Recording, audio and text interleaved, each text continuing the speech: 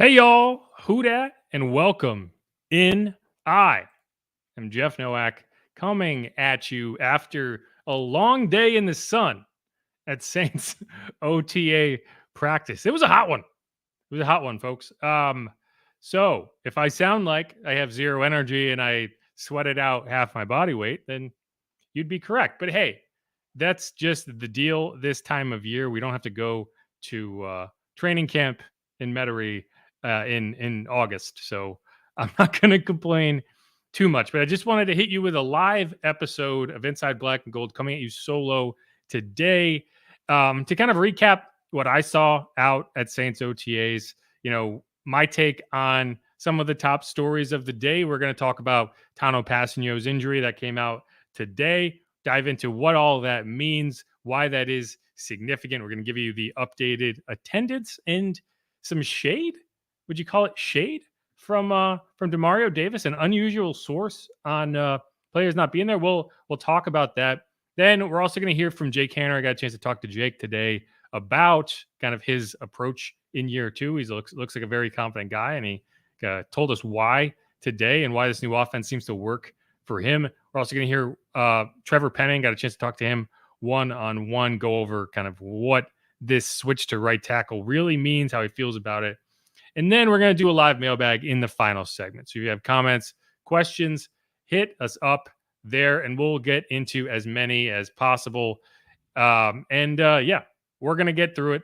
We're going to have an episode later in the week. Steve Geller and myself had an interview with Jonathan Stinchcomb, kind of going into what he thinks the impact of Trevor Penning moving over will be, how he feels about that switch in general. He obviously was a Super Bowl champion with the Saints, so he's got some good insight on the matter. But first things first, I'm going to play on this highlights package that I shot from the sideline over on my right.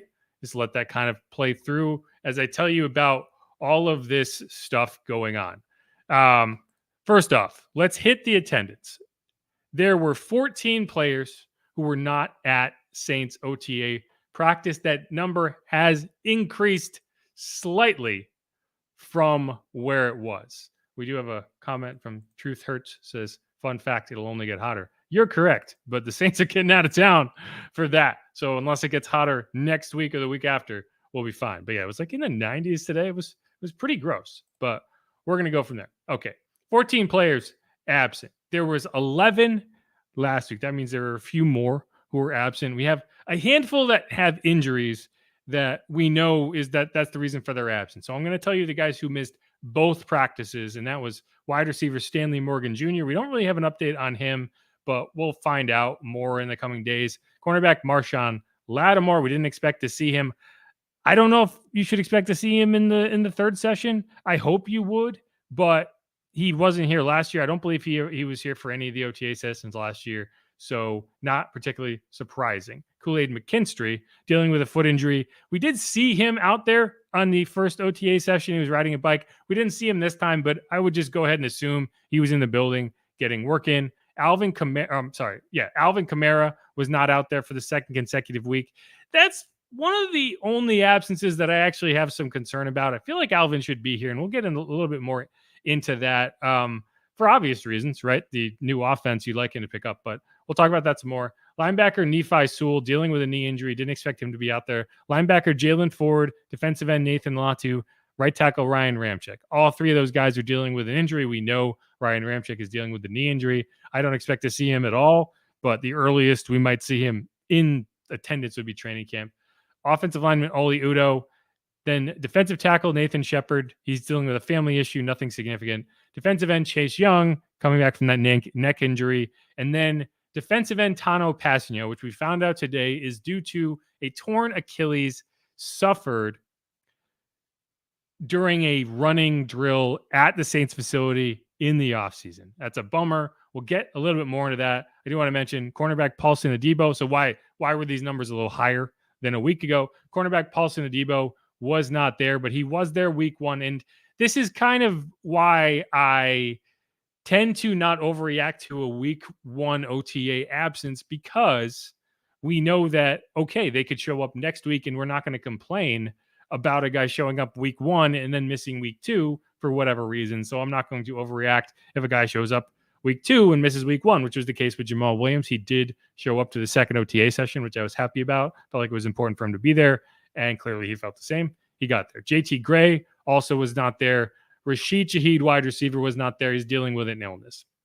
But that is the attendance for the second session of OTAs. I'm sorry, I'm having a little trouble with my camera. It's taking me in and out of focus here. So let me try to fix it really quick. All right, I think that's better. But so the question becomes, are these absences an issue? And you'll hear answers from a lot of different people. The word voluntary is important, right? If you're not talking about voluntary when you're talking about camp absences, then you're doing it wrong, because that's the deal. We know that. Going back to 2020, no one showed up for OTAs because they didn't exist. And I think that's where we kind of have arrived. That's where the impetus was for how we arrived at where we are today, where a lot of veterans don't show up. And you saw from Tom Pelissero this morning, or you may not have seen, Tom Pelissero reported this morning that there is kind of a push to get rid of OTAs entirely and just shift everything to like a longer ramp up ahead of training camp. And I think that would be the right approach. The rookies, the young players, they're the ones who would be the most significantly impacted, just because they're having to do things in their first offseason that they're just not used to doing. Right. And so I think that's where you would see some pushback, but the veteran players are the ones who have the say here, and the CBA would have to, I'm sorry, not the CBA, but the Players Association would have to co-sign that. So I wouldn't be surprised if that's what you get to. But if you're wondering how some of the players think, we did hear from Demario Davis today, and this is what he had to say on the camp absences. I mean, I imagine if you look over at Kansas City, they probably got 100% participation, and they won the Super Bowl. So if all them showing up and we chasing them, can't miss. So I don't think about it no other way. Yeah, that's interesting to me, because I think in the past you would have probably heard, hey, they're voluntary. Some guys have stuff to deal with. That was an interesting answer. Now, I'm not going to go and check to see if the Chiefs had 100% attendance. I would be surprised if they did, because, I think what you're really talking about is 100% kind of healthy choosing not to be their attendance, right? Like, I don't think anyone's going to overreact to Chase Young not being out at practice, but it's guys like Alvin Kamara. And, I don't think that there is a huge issue with guys missing one OTA session. I don't think there's a massive issue with guys missing 2. But I do look at Alvin and say, you were very vocal about culture and commitment a year ago. And not showing up for this kind of feels like it flies in the face of that. Now, you can say it doesn't matter, and Alvin could show up in the third session, and it won't really matter. Alvin could not show up at all, and I know he's going to show up for the first day of training camp and be exactly what you need him to be in terms of, this is Alvin Kamara, and I don't think anyone takes their offseason work even remotely as seriously as Alvin does, right? Like, Alvin is a freak when it comes to his offseason workout routine, and he can more than take care of his own fitness. That said, I do think there's a commitment question. And I think that when you've questioned the commitment of the team and you have a new offense that you should be intrigued and excited to learn, I'm not sure I'm a huge fan of that. But let's move on, and let's talk about the people who were here. And most notably, Jake Haener, Spencer Rattler, Derek Carr. I think those are the people that you're going to talk about the most in these sessions, because, hey, it's a quarterback. You're going to find it. And I was able to catch up with Jake Haener today. And one of the things that stood out to me over the first couple days of practice is not, hey, Jake looks like he's the future starting quarterback. It's not, hey, Spencer doesn't look like he has it. Like, that's not something that you can determine after 2 days of OTA practices. But what you can see is that Jake looks very confident right now. And I don't think you could say that about Spencer. And we're going to get into some takeaways. But first, I did want to play the quotes from Jake Haener that I was able to chat with him today. And let's play those right now. I apologize in advance. The Audacy intro music is loud, but I cannot stop it. So hold on.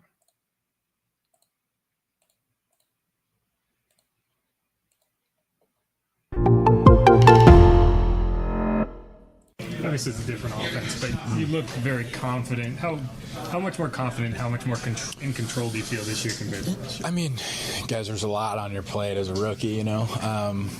There's new people, new system, new coaching. You're in the NFL now. You know, I feel like this system, too, helps us kind of see things a little clearer. I guess the terminology, it's not more of, how can I say this the right way? It's not what Drew did. So when they taught things to Drew in 2009, I wasn't even 10 years old yet. Yeah. And it made sense to Drew, but it might not make sense to Jake Haener in 2024, 15 years later. And I think now it's just kind of more of like things make sense and there's a rhyme or reason to things and you can learn things faster and quicker. So I feel really confident going through the huddle, calling things, knowing where they are, knowing the formations, knowing the plays, and knowing the concepts and the reads with my footwork. So I feel really confident going in there right now. Yeah, Jim, we've heard people say, you know, playing faster is the goal, get everyone out there playing faster. But what does that mean to you exactly? It's kind of something that you hear. Well, I think in the beginning, there's going to be a lot of people that aren't playing super fast just because we're going through installs, right? Like today was the first day of install 4, and I'm out there trying to think about what each guy has and how the checkdowns look and what the timing's like. So I think as you go through the progressions and you go through the feet, you feel more and more comfortable the more reps you get, right? And I think that's what this time is for right now. I think it's been very beneficial for us, but you play faster by not thinking. And when the offense makes sense to you and you're clicking on all cylinders, you're just going through the footwork, you're going through the timing because you've done it 1,000 times.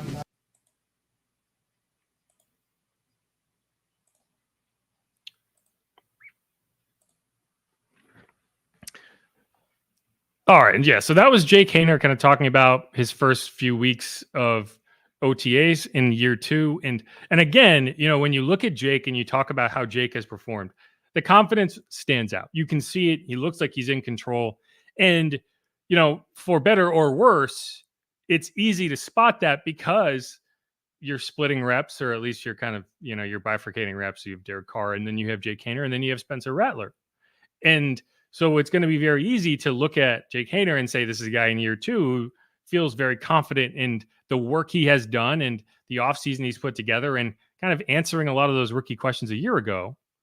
And Spencer is very much finding his way in real time, and he's struggling, and that's okay. That's okay. I would not be talking about Spencer Rattler as much as I am if not for the crazy hype that he was presented with coming out from Saints fans that are very excited. And I have no issue with people being excited, but if it comes off as unfair that I am being very critical of Spencer and how he's performed, it's only because I have to talk about him because it's what people want to hear about. And Spencer, if I had to pick my biggest concern for Spencer, it's that his biggest struggles have come in 7-on-7s. And 7-on-7s are basically no pass rush. So it's all about decisions, timing, and accuracy, right? It's understanding. It is getting the ball out on time and on target because all you have to do is beat the defensive back. You don't have to worry about someone blowing you up. And that's where he's really struggled. And I think he's had 8 reps over those 2 practices. Now, keep in mind, we're not out there for the second 2 days of practice. So he could have gone out last Wednesday and Thursday and balled out. We wouldn't know. He could go out tomorrow and Thursday and ball out. We wouldn't know. We are only reacting to what we've seen. And what we have seen is 8 reps of 7-on-7 drills where he's completed 2 of 8 attempts. There's no runs, they're all passes. 2 of 8 attempts. One of those was a rough throw to Adam Prentice that Adam kind of rescued. 2 of them have been intercepted, and every other pass has potentially been intercepted, right? Like they were all tipped up in the air. They were, you know, you can't blame Spencer for all of them, but they've all had the potential to be intercepted, and that's a problem. That's a problem. He had another interception in 11-on-11. So of what we have seen, he has thrown 3 interceptions. Now, he can obviously come back from that. That is not an issue in terms of, hey, you're going to give him corrections, he's going to make them. But again, this is what you're looking at right now. You're looking at a 5th-round rookie. And if you told me, hey, you have a 5th-round rookie going into his first offseason, I would say, hey, he's not going to look perfect. And he doesn't. So I'm just saying this so that you know. That said, if I had to pick a backup quarterback today, it wouldn't really be a question. It's Jake. And I think for the reasons Jake said, like he understands the offense right now, and this is a much easier offense to comprehend, and that's why I have faith that Spencer can pick it up and play better. But for now, it's Jake by a long shot, and he had some mistakes today. There were a couple bad throws in the 11s, bad decisions, I would say, not necessarily bad throws. He had one late across the field where he was targeting Bub Means, and that could have been intercepted. It wasn't. Like, there's an element of luck involved here in terms of the interceptions. But I think you've just seen one of these young quarterbacks really step into the role, and the other one take his lumps, and we'll see how that goes. Going on to standouts, I just want to name a few standouts from the day based on what we saw. We're going to talk about Trevor Penning. I think he had a couple struggle points today, but we're going to talk about him in the next segment. But players who I thought stood out today. Derek Carr. Now, it's tough because my expectations for Derek Carr are very high in terms of how he needs to look for me to feel good about this offense going forward. Because this time last year, we were talking about how he was picking up the offense and it was working well for him. That said, he went 7 of 7 in drills today. He's just executing the offense, right? Like, this is what you need to see from your 11-year veteran. So, if he's not on my list of standout players, that's a problem. And right now, all that is to say that he is showing up when you need him to show up, which is early and often. He hasn't done anything spectacular. I wouldn't say he's been taking a ton of shots downfield. He's just been getting the ball out on time. He had one nice play to Equinemius St. Brown today that would have been a long touchdown, I would guess. It's impossible to say. But afterward, he said, he kind of yelled, "Oh, they've been reading the script." And he talked about that last year where he feels like the defense at times is getting tipped pitches, right? Like they know what the plan is on offense. They know what the install is. And so they're jumping routes when they shouldn't know what's going on. And I think he kind of went off script is what he's saying. And that's why he hit a big play. And so it becomes an issue throughout the course of the year. That said, I asked Dennis Allen today kind of whether he felt that going against this offense every day of practice was going to be a benefit. And he said, yes. You go into LA in week 16 last year and you can't handle all the shifts and the motion of Sean McVay's offense. Well, part of the reason is you don't practice against that offense, right? Like, you don't see it. You've seen the same offense every day for the last 15 years. You kind of know what to expect, and it becomes hard to even replicate that offense because you just don't do it. It's not like you can have a scout team out there running the Rams offense. Like, they're going to run what you tell them to run, but they can only run it as well as they know how to run it.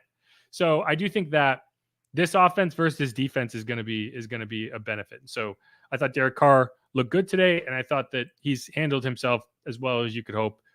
I don't think he's going to win anybody over, but we'll go from there.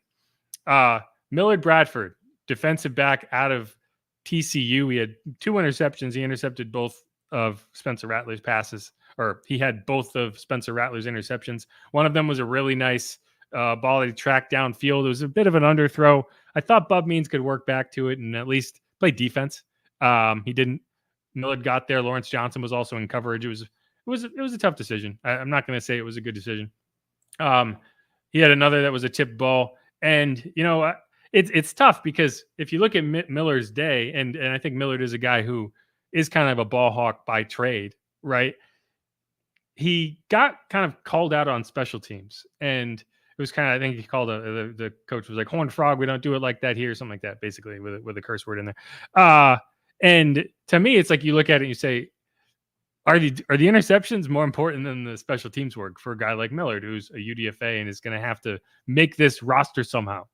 And I would say they're not. I think he needs to focus on special teams. But either way, 2 big plays from him today, and those will get you somewhere. A guy I've talked about before, Jordan Mims, just continues to flash. I think once Alvin gets here, my standard for what exciting running back play will be is going to go up. But right now, he's been the most dynamic player out there.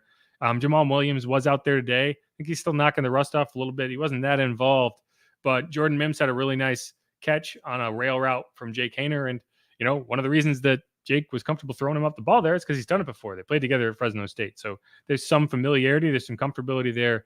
And I do think that Jordan, while he's a long shot to make the roster. Let's be real. He's a long shot to make the roster. He was on the practice squad last year. You feel good about him. He's going to be in that mix, I think. Like, I went into this kind of process feeling like there's going to be 1 or more running backs that kind of extend themselves into that mix. I don't think Jamal Williams' roster spot is guaranteed. I think Kendre Miller's got something to prove. Obviously, Alvin Kamara is entrenched. But how many running backs do you need in this Clint Kubiak scheme? Conventional wisdom would say 3, but traditionally, a lot of these offenses, these San Francisco, Kyle Shanahan, Gary Kubiak, whatever schemes, they like to carry more running backs. So if you carry 4 running backs, who's going to be that 4th running back? Would it be a Jordan Mims? Right? Would it be a Jacob Cabote? Right now, it's Jordan Mims, and I think he's outplayed Kendre Miller.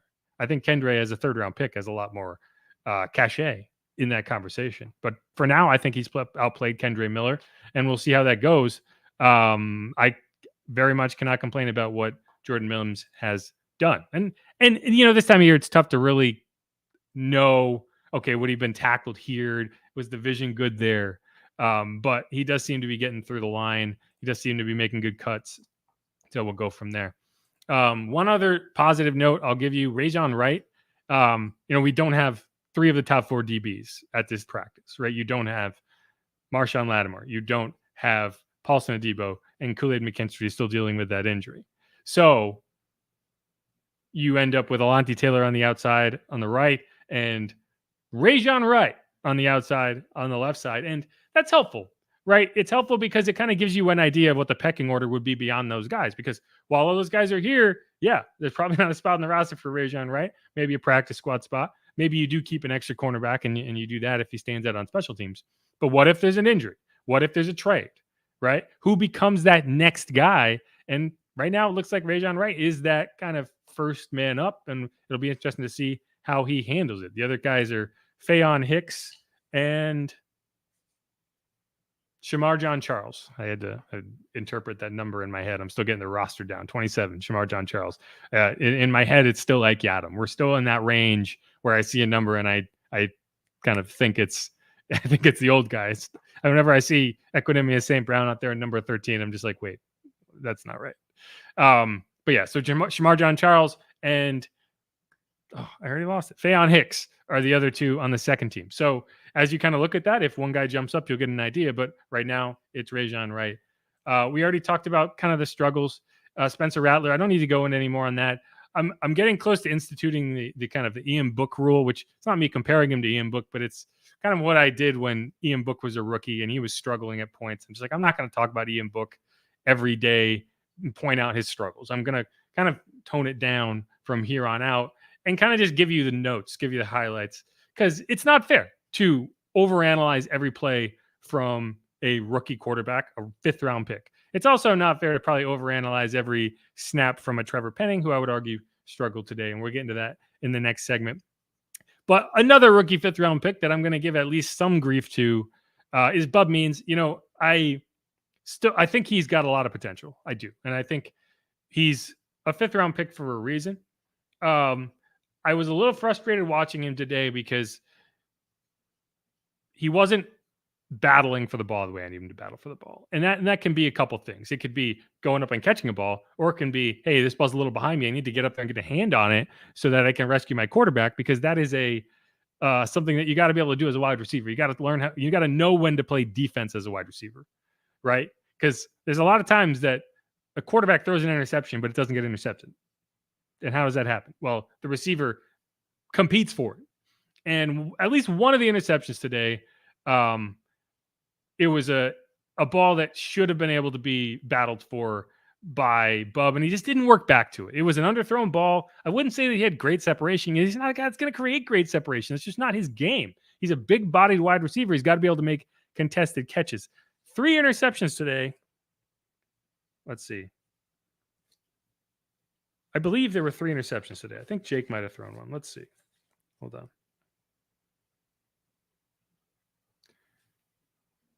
So that's the deep ball. I forgot my notebook, so my notes are just kind of scattered on this piece of paper.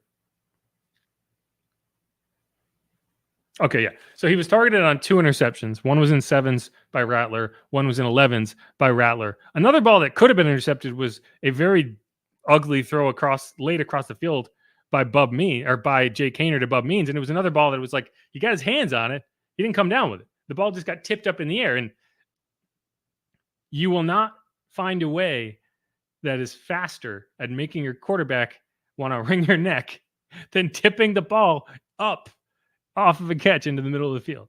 That ball needs to go down. You cannot tip the ball up into the air. You're just asking for problems. And it was 3 times today that Bub Means was targeted, and that happened. Now, again, he's a rookie. He's going to learn. But that is where I need him to, if I'm looking for areas where a certain player can pick things up, can improve, for Bub, it is using his body and warding off defenders and then making catches with his hands, because he didn't do that today. And so, there's going to be a few more.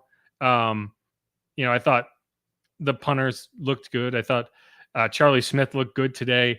This is all stuff that we're going to get into as OTAs go on, but I'm going to wrap that segment up there. We're going to come back. We're going to talk about Trevor Penning, hear from him, our one-on-one interview today, and then we'll get into the live mailbag in the final segment. So you have comments, questions, throw them in there. We'll get to as many as we can. I'm Jeff Nowak. This is Inside Black and Gold. We'll be right back.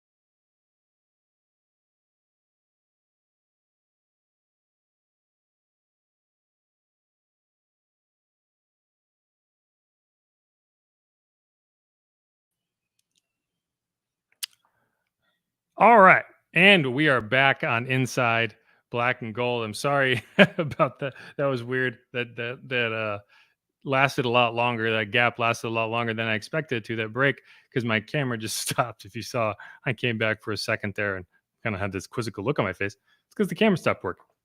But we're coming back. This is Inside Black and Gold. I'm Jeff Nowak, and we're going to dive into Trevor Penning, everyone's favorite least favorite left tackle, now right tackle. And, I want to talk about it because we got a chance to chat with Trevor Penning in person today. And I think it's not a coincidence why anyone who covers Trevor is rooting for Trevor. And when I say that, I mean, like, this dude gets trashed like relentlessly.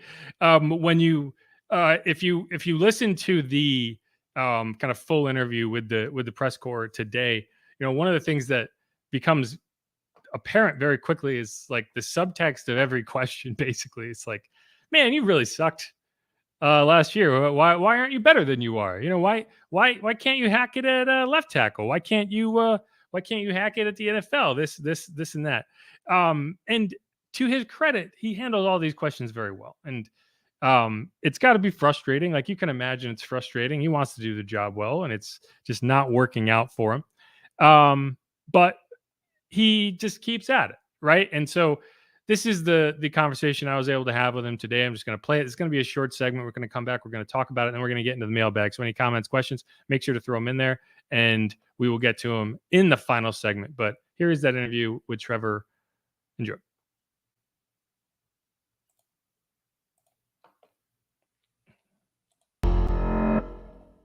How you doing? Feeling good. Yeah. Feeling great. Does it feel different, coming back after a few months? Yeah, it feels, I definitely feel more, almost, not relaxed, but almost just don't have as much, like, weight on my shoulders, I feel like it's like coming in here, new position, new offense, starting over almost, and just, learn stuff from the first 2 years and applying that to how I can be better now. So it's good for sure. Like, I think comfortability is kind of a word to use, but it's kind of just like you feel like you belong. I definitely feel more comfortable than years past for sure. I was just curious. So you mentioned the phone call in March. At what point did you find out you were going to be switching to right tackle? If you could. It was start of OTAs. So it was not that. So just a couple weeks ago. No. They kind of told me it was a possibility back March. Probably like March. They told me it was a possibility I could move. So, which I didn't think it bothered me too much because I already trained both sides. So you have been kind of working. Yeah. I've worked. Both. I've been working both sides since. Yeah. Have you played right tackle in a game or no? Okay. No. But at Northern Iowa, you did kind of. I played right guard for a little bit, but not right tackle. I practiced, I think, maybe my first year, but that was, like 9 years ago, something like that, 8 years ago. So, but I'm excited for it. I don't think it's as big of a deal as like some people think. Like, I know it's like everything's kind of backwards, but I'm already feeling a lot more comfortable than I did even last week. You just got to get reps at it, and there's a lot of time to be able to improve doing that. So, yeah. Have you kind of bounced ideas off of Charlie, considering he's kind of doing the opposite? Yeah, no, we talked about it. We talked about it, how it's like, we're both switching sides from what we used to, but we don't take that like negative. It's like, whatever, they want us to do that, it's fine. We'll go through it. It's fun. And how do you feel that's going so far? Just in general, obviously, there's going to be a lot of pressure if it ends up being just two younger tackles trying to protect their No, I think it's been great so far. I think we're improving at a very fast rate. He's doing great. He's very athletic. He's a big dude. It's exciting to see, see him out there and.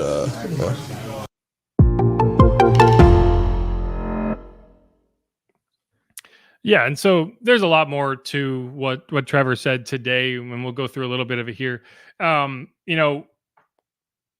This offseason has been interesting in terms of how the Saints have approached it. Obviously, they rebuilt their entire offensive staff. One of the big pieces that the Saints brought in was John Benton. And, I think as you kind of look at how the Saints handled this, it becomes pretty clear that the Saints feel like they let Trevor down, not the other way around. Because you don't approach a player and say like, "Oh, we're going to give you a fresh start. We're going to change your position. We're going to do everything we can to make you feel comfortable at this new position." If you feel you did everything you could previously, and that said, you kind of feel like, "Hey, they have to do this. He's their first round pick." You don't have the option to just say like, "Yeah, we're going to bail." But at the same time, I do think the way things were going last year was not going well, right? And they're going to say all the right things, and they're not going to throw Doug Marrone under the bus for how he managed that room, but it was not managed very well. And you don't bench your former first round pick if you don't have to. And the fact was they had to, because the situation got to the point that it was. And so, I'm hopeful for Trevor. I'm hopeful that Trevor can find a space that he's not perfect. He's not going to be perfect. And that's what we need to make clear. He's going to make mistakes. He made mistakes today. He got called for a false start today. He was a little eager, felt like he was leaning a little bit. He got over his feet, and then he just kind of went. Right. And this was a run play. He was excited to get downfield and kind of pick up a block, but he did have some nice plays too. Like he rode Carl Granderson out wide a couple times. He didn't get beat clean. That's what we saw last year.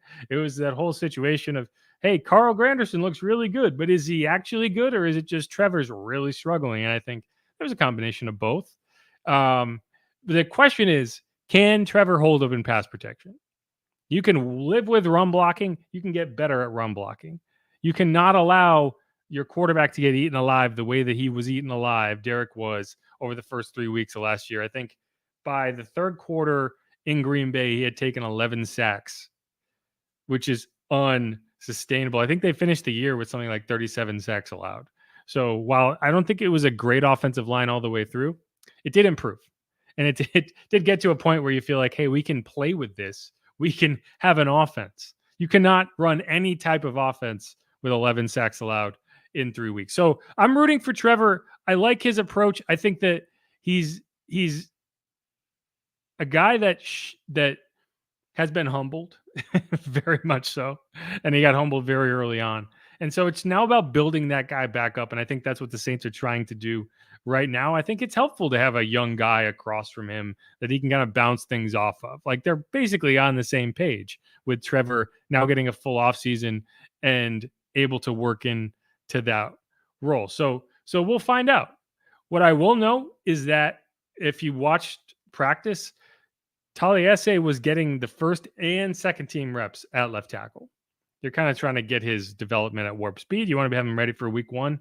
You got to do it.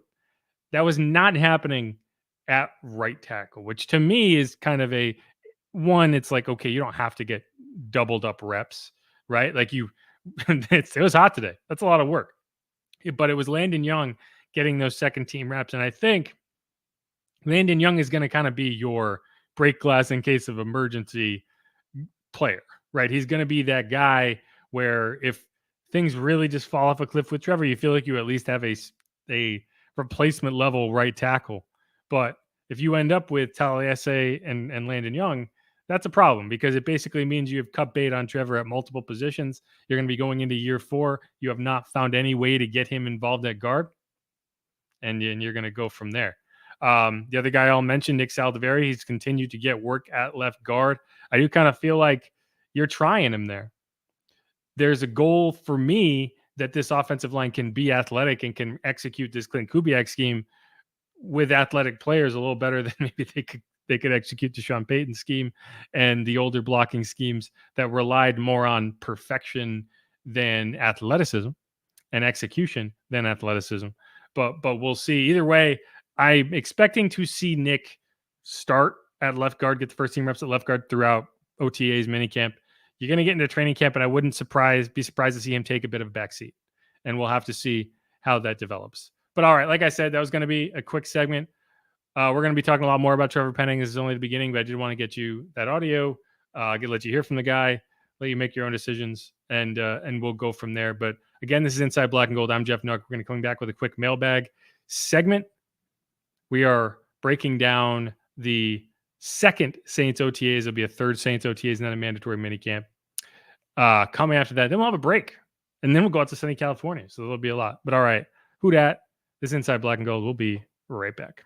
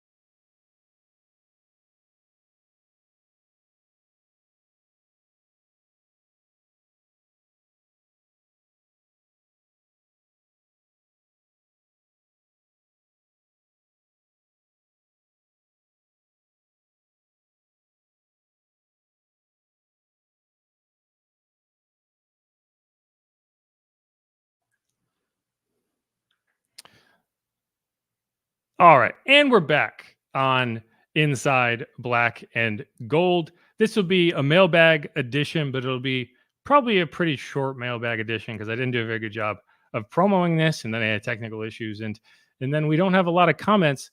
But there is one loaded subject that I will get into because I think folks seem to think that I don't want to talk about this, but it's strange because I did a whole 20-minute podcast segment about this specific take, breaking it down in exhaustive detail, and then explaining why I disagreed with it. Now, we'll get into it because people seem to want to talk about it. And that can be the only thing we talk about. Let's be real. But all right. So Rose City D, you heard me. Got a lot to say. Got a lot to say. But I just don't know where this surprise about Bobby Heber's off the wall takes have been. And this is the take about Marshon Lattimore. You know, I've talked to people about this. Again, we did a whole 20-minute segment on how I disagreed with the take. Now, what I didn't anticipate was this whole idea that somehow it's because Marshon Lattimore is a black man that Bobby Hebert doesn't like him. Because it's just strange to me. Like, if we want to talk about Bobby's takes in that vein, then we can. But then all of the takes need to be brought up with that vein because, I mean, we're talking about the NFL here. Now, what I will say about Bobby is, and you can hate Bobby, you can love Bobby. What I know about Bobby is that Bobby thinks that the current generation of NFL players are swaddled and entitled and soft. And so when he's saying things like once you pay them, they become uncontrollable, he's talking about, yes, when you give someone a big contract and then suddenly they don't feel like they have to prove themselves to you, then yeah, it becomes a untenable situation. And last year, call it what you want, it was an untenable situation. We can blame the coach, we can blame whoever in that locker room. It was an untenable situation. And Bobby puts the blame on Marshon. Now, I think it's a bad take. You can think it's a bad take too. The fact of the matter is this man is on the radio. You want to come here and comment on YouTube and say all these things. We're talking about assassinating a man's character.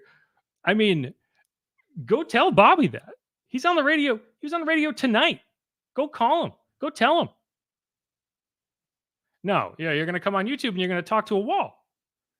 And again, I've talked about this. I've commented on this extensively. There's a whole 20-minute podcast segment where I disagree with basically the entire premise of that take being we are talking about a vacuum because Marshawn has not spoken on it. And I'm not going to blame Marshawn for allowing that to be a vacuum. But the fact of the matter is, if he wanted to rebut this, any of these takes, he could do it by speaking one time. And he hasn't. Now, again, I'm not here to agree with Bobby's take. I wholeheartedly disagree with it. But if we're talking about character assassination, and y'all are talking about this guy in a forum where you could just call him and tell him what you think, have at it. That said, if we're going to paint Marshawn out to be a saint in this situation, that's no pun intended. If we're going to paint Marshawn out as if he has no fault in the way the locker room devolved last year, that's off base too, right? Like he also needs to ingratiate himself into that locker room. So it's a whole thing. But this idea that Bobby is somehow out here, he's going to have takes. He's always going to have takes. That's what he does. It's how he has made a living for the last 20 years. You get one and you disagree with it, and now it's about character assassination. When it's like you could just call him and talk to him about it and tell him that you think he's wrong, but you won't do that anyway. Now I'm more than willing to talk about it, but the reaction to a take about football is not talking about football at all, and that's what Bobby is talking about. He's talking about football. Now, there are parts of that take that I completely disagree with, and there was that whole element of smoking weed, and we talked about. There's a comment here on from Swack Fan that says the NFL should legalize weed for medicinal purposes. I agree, it should, but the problem is they can't because it's not federally legal everywhere. So you actually couldn't do that in a majority of the states. Or I don't know if it's a majority, but a good number of the states where NFL teams play, you couldn't do that. But either way, it's not the issue. And that part of the take, and I've talked to Steve Geller about this. We've talked about this. I thought that was off base. And again, if someone wants to call in and tell him that take was way off base, go ahead and do that. Again, this man is on the radio on a call-in show. And all I see are comments on YouTube that I can assure you he has never seen, he will never see. I don't think he even knows how to open YouTube on his phone.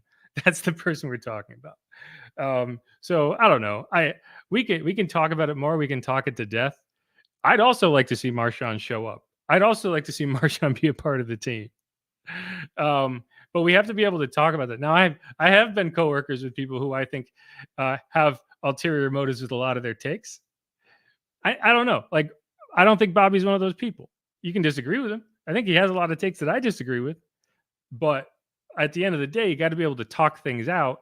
And if you want to talk to Bobby about it, you can. There's a forum to do that. Again, that's the only thing that annoys me is people are talking about like there's no recourse here. There's no way that you could possibly call him out for what he's saying that you disagree with. But there is. There objectively is. It is the most simple form of communication. You dial the number on your phone. Heck, you could text. How many of you have done that? How many of the loud people on YouTube who seem to think this take is so problematic that you want to cancel a guy?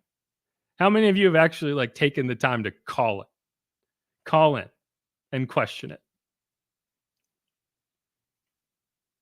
Any of you?